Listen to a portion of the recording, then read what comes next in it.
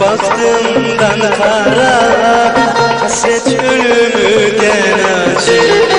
Ne zaman tükenecek bu yollar arabacı.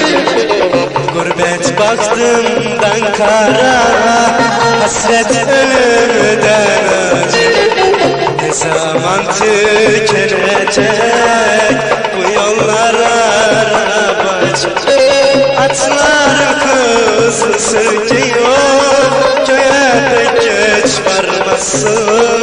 Sevgilimin gözleri yollarda kararmasın. Atlar kızı sürtüyor, köye pek geç varmasın.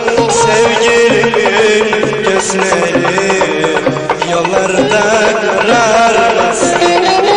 Nişanlımın gözleri yollarda kararmasın.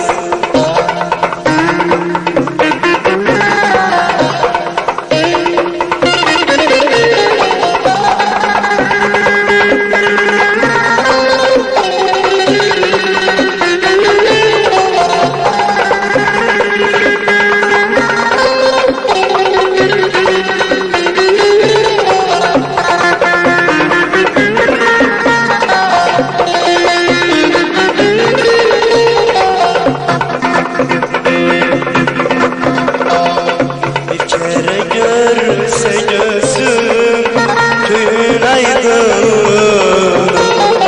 gülbahar içerimde kızıl koruyor. Bir kere görse gözüm gün aydın, gülbahar içerimde bu kızıl koruyor. Açlarım kızıl sürküyüm, köye pek geç varmasın. Sevgilimin gözleri yollarda kararmasın.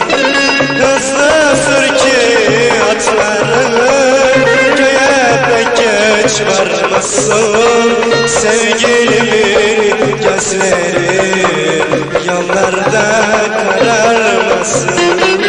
Nişanlımın gözleri yollarda kararmasın.